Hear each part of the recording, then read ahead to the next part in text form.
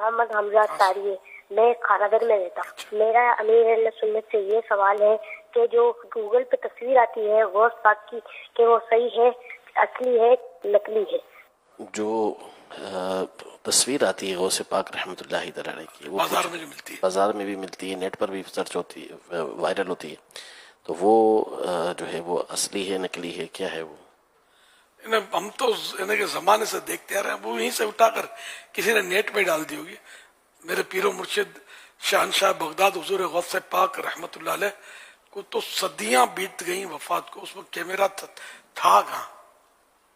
پھر دکھانے والوں نے تصویر میں نعوذ باللہ داڑھی بھی چھوٹی دکھائی ہے تصویر میں، غوث پاک کی تصویر میں، بالکل جعلی نقلی تصویر ہے، اس کو بالکل اس کو رکھنے کی اجازت نہیں ہے، نہ رکھا جائے۔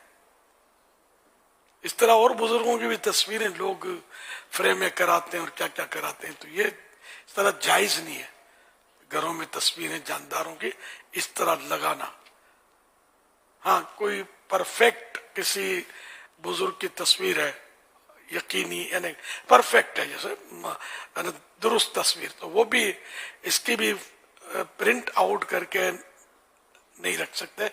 البتہ یہ کہ موبائل میں اگر ہے تو کوئی حرج نہیں ہے۔ صلو علی الحبیب صلی اللہ علیہ